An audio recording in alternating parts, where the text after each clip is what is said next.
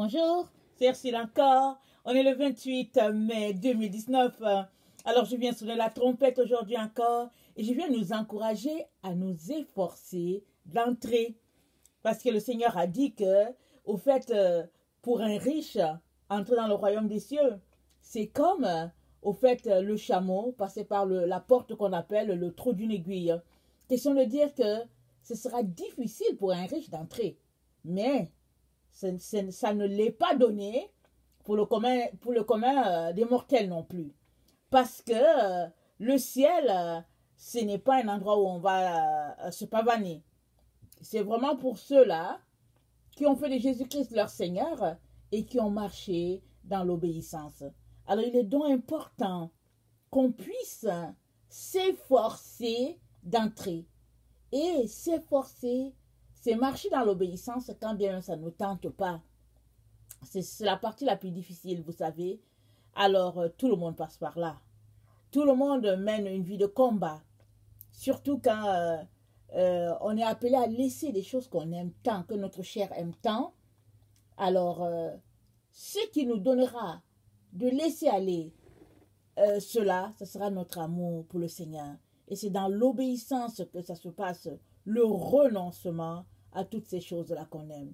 Vraiment que le Seigneur nous donne vraiment d'arriver à gagner à chaque jour nos combats, parce on combat tous les jours, n'est-ce pas? Amen. Alors aujourd'hui, je viens parler de sauver mes pensées captives. Voici la solution. Alors, vous savez que beaucoup d'enfants de Dieu se battent à se défaire de certaines choses que le Père n'aime pas. Et nous avons souvent cette idée-là dans notre milieu chrétien que Jésus-Christ va faire la chose à notre place. Si bien que on ne fait pas nos devoirs et on laisse traîner les choses. Un peu comme la personne qui est paresseuse, qui au fait, au lieu de se lever pour aller au champ, traîne les pattes et puis à la moisson, elle n'a rien à manger parce que justement, elle n'a pas planté quand il fallait s'aimer pendant l'été. Alors, pendant le temps, il fallait s'aimer, ok? Je ne sais pas si c'est l'été ou quand parce que je ne suis pas cultivateur. Alors, c'est ça. Au moment où il fallait s'aimer, elles n'ont pas s'aimé ces personnes-là. Et au moment de la récolte, elles ne peuvent avoir quelque chose sous la dent, n'est-ce pas? Alors, c'est pareil. Pour ces personnes-là qui ne se mettent pas à nettoyer leur saleté ou leur piscine, si on peut le dire. Si tu ne nettoies pas ta piscine, elle sera toujours sale. Elle sera remplie de moisissures à certains endroits. Elle sera remplie de feuilles mortes et des feuilles sales. Elle sera même remplie d'algues. Alors, il est donc important de nettoyer la piscine et puis de l'entretenir. Et ça, c'est très important. C'est la marche de tout enfant de Dieu. Et Dieu a dit à Israël, il a dit, ça c'est dans Ésaïe 55, le verset 8, j'aimerais qu'on le lise. Ésaïe 55, le verset 8. Excusez-moi. Car mes pensées ne sont pas vos pensées, et vos voix ne sont pas mes voix, dit l'Éternel. Autant les cieux sont élevés au-dessus de la terre, autant mes voix sont élevées au-dessus de vos voix, et mes pensées au-dessus de vos pensées. Comme la pluie et la neige descendent des cieux, et n'y retournent pas, sans avoir arrosé, fécondé la terre et fait germer les plantes, sans avoir donné de la semence au semeur, et du pain à celui qui mange, ainsi en est-il de ma parole, qui sort de ma bouche. Elle ne retourne point à moi, sans effet, sans avoir exécuté ma volonté et accompli mes desseins. Donc voilà, Dieu dit que sa parole là, quand elle est sortie, elle ne revient pas si elle n'a pas fait la chose pour laquelle elle est sortie. Ça veut dire quoi? Que le problème ne se situe pas au niveau de Dieu. Parce que Dieu, quand il dit quelque chose, la chose s'accomplit. Et ça n'est pas comme ça avec nous les humains. Pourquoi?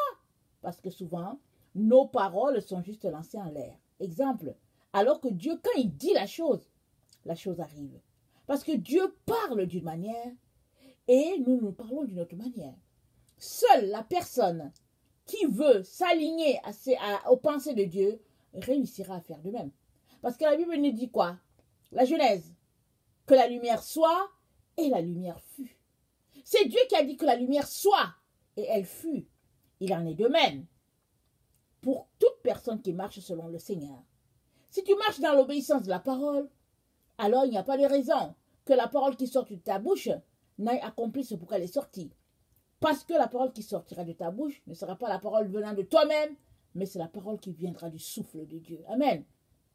Alors, si, au fait, tu es sauvé et que tu demeures dans des pensées captives, ça veut dire que tu es quelqu'un qui ne fait pas tes devoirs, ou bien tu es quelqu'un qui ne nettoie pas assez ta piscine.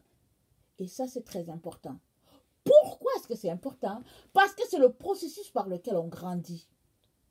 Alors, dans l'enseignement sur les deux fils prodigues, j'ai mentionné le fait que les deux avaient des pensées différentes, mais leurs pensées allaient dans le même sens, dans le sens que ces deux enfants n'aimaient pas leur père. Parce qu'elles travaillaient pour leurs propres intérêts. L'un a dit à son père, donne-moi ma part. L'autre n'a rien dit. Et elle est restée travailler, mais c'est comme si elle travaillait à contre-cœur. De telle sorte que quand le plus petit est revenu, l'aîné aussi a piqué sa crise. Alors, il a mentionné le fait que, bon, voilà longtemps qu'il travaille, qu'il n'a même pas eu un petit cadeau, etc., de la part de son père. Mais si on regarde bien, ces deux personnes-là n'avaient pas les mêmes pensées que celles de Dieu. Parce que Dieu nous a appelés à penser comme lui. Alors, si nous pensons comme Dieu, nous allons faire les choses que notre Seigneur Jésus-Christ a fait. Mais si nous ne pensons pas comme lui, alors on va se retrouver loin du chemin de la vérité. Parce que la Bible nous dit quoi? Large est le chemin, spacieux la route qui conduit en enfer, et puis plusieurs la prennent. Mais étroit est le chemin et resserré la route qui conduit au ciel, et peu sont ceux-là qui la prennent. Et le Seigneur nous encourage à prendre cette route et resserrer là. Et pour l'emprunter, tu n'as pas de choix que de t'aligner sur les pensées de Dieu. Alors, je suis venue donc aujourd'hui nous donner des éléments pour nous aider à changer nos pensées. Parce que si tu ne changes pas tes pensées, tu n'avanceras pas dans ta marche avec le Seigneur. Tu vas faire du surplace. Tu vas finir aigri. Tu auras l'impression que Dieu parle aux autres et qu'il ne te parle pas. Mais dans le fond, ton problème aura été que vraiment, tu ne fais pas tes devoirs. Imaginez un enfant qui va à l'école, qui va au secondaire, par exemple, qui ne fait pas ses devoirs. Alors, quand le professeur va donner les examens, ça sera remarqué sur ses notes. Et la personne qui fait ses devoirs à tous les jours va supplanter une personne qui n'étudie pas. Il est donc important qu'on puisse s'arrêter pour que nos pensées soient alignées à celles de Dieu de manière à ce qu'on puisse changer. Amen. Alors, dans 2 Corinthiens 10, le verset 4 à 5, Paul nous encourage à renverser les forteresses. Et vous savez quoi? Nous avons tous des forteresses. Ne pensez pas que certaines personnes ont des forteresses et d'autres pas, ou bien que vous n'en avez pas. Tout le monde a des forteresses dans sa vie. Alors ceux-là qui ont l'impression qu'ils n'ont pas, c'est parce qu'ils travaillent. Ils travaillent à cela. Et il est donc important qu'on puisse renverser tout raisonnement qui s'élève contre la pensée divine. Ok? 2 Corinthiens 10, le verset 4 à 5. Okay. Car les armes avec lesquelles nous combattons ne sont pas charnelles, mais elles sont puissantes par la vertu de Dieu pour renverser les forteresses. Nous renversons les raisonnements et toute hauteur qui s'élève contre la connaissance de Dieu. Et nous amenons nos pensées captives à l'obéissance de nous amenons nos pensées captives à l'obéissance de Christ. Donc, nous sommes appelés à amener nos pensées captives. Qu'est-ce que ça veut dire? Ça veut dire, par exemple, que si tu lis ta Bible, exemple, tu lis ta Bible, tu es en train de méditer, et puis la Bible dit, tu ne mentiras pas, tu ne voleras pas. Si tu te rends compte que tu es quelqu'un qui ment, alors, il est important que tu t'arrêtes et que tu changes cela. Comment? C'est-à-dire, si tu as menti à des gens, tu les appelles pour dire que, écoute, j'ai menti. et que tu changes cela et que tu décides de ne plus le faire.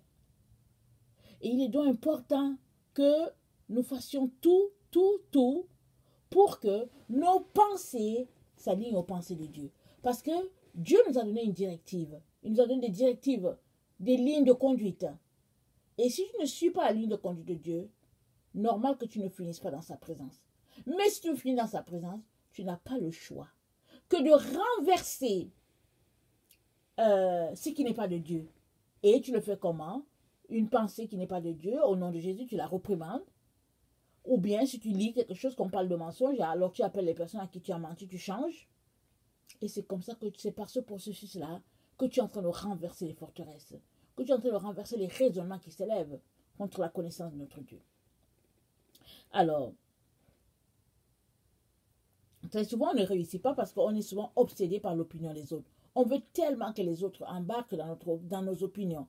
On veut tellement plaire aux autres. On veut aussi souvent avoir toujours raison. Et souvent, on se dit, bon, je suis responsable dans une église et puis je ne peux pas venir me mouiller comme ça devant tout le monde. Alors, on préfère continuer sur ce chemin-là, qui n'est pas vraiment le chemin de Dieu. Et en faisant cela, on ne fait que s'enfoncer, si bien que on n'est pas en train de faire le travail que le Seigneur attend de nous. Proverbe 18, le verset 11, nous dit quelque chose de très intéressant par rapport à ces personnes-là qui ont les pensées loin de Dieu. Et elles ont une imagination fertile. Et elles pensent que, bon, Dieu est dedans aussi. Alors que dans le fond, c'est parce qu'elles sont égarées. Dans Proverbe 18, le verset 11, excusez-moi, Proverbe 18, verset 11, ça dit ceci. La fortune est pour le riche une ville forte. Dans son imagination, c'est une haute muraille. Avant la ruine, le cœur de l'homme s'élève, mais l'humilité précède la gloire. Donc, la fortune est pour le riche une ville forte. Dans son imagination, c'est une haute muraille. Donc, tout se passe dans notre imagination. Donc, le riche s'imagine qu'il est protégé dans sa richesse. Alors, à partir de ce moment-là, Dieu a beau dire des choses, il n'entend pas. Parce qu'il imagine qu'il est protégé. Il imagine que c'est une muraille pour lui. Alors que si cette même personne va lire la parole de Dieu, elle va savoir que ce qu'il appelle richesse, pour Dieu, c'est des richesses injustes. Pour Dieu, c'est des choses qui n'ont pas de valeur, parce que la vraie valeur, c'est toi la vraie valeur de Dieu. Et cette vraie valeur-là, elle ne peut s'épanouir que à partir du moment où tu pointes ce qui ne va pas et tu décides de la changer. Amen. Alors, si par exemple, tu te rends compte que Jésus appelle ça des richesses injustes et que tu veux prendre part à la pensée de Christ, tu ne vas plus trouver que c'est important. La richesse de ce monde, tu vas juste comprendre qu'il faut que tu fasses tout pour toucher à la richesse impérissable. Et celle-là se trouve auprès de Dieu. Amen. Alors, 2 Pierre 1, le verset 3 à 11 nous dit quelque chose. 2 Pierre 1, 3 à 11. Excusez-moi.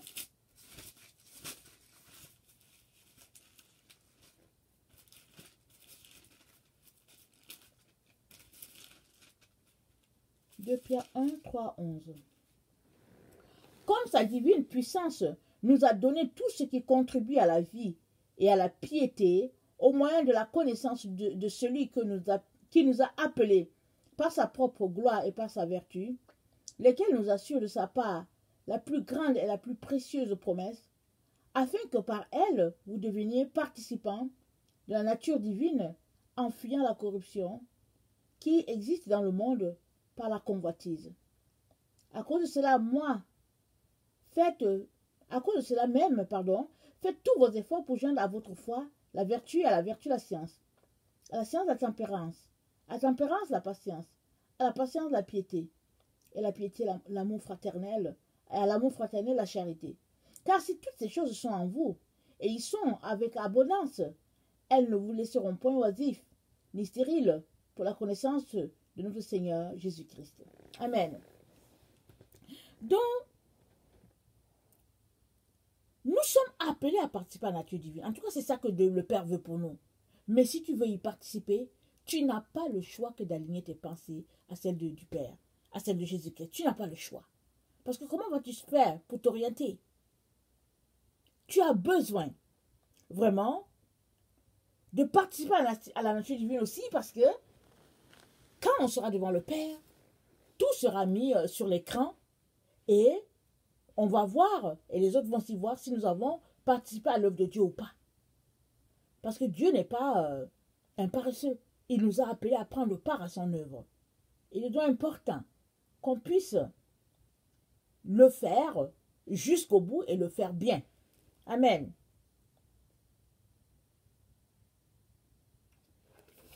Excusez-moi. Alors, on ne peut pas passer le temps à s'apitoyer sur son sort. On ne peut pas passer le temps à essayer de trouver des moyens plus faciles pour échapper à une situation donnée. On peut juste passer le temps à chercher la face de Dieu et lui nous dirigera et lui nous conduira. Parce que nos pensées ne vont pas de pair avec les pensées de Dieu. Et si tu veux finir bien ta course, tu n'as pas le choix que d'aligner tes pensées à celles de Dieu.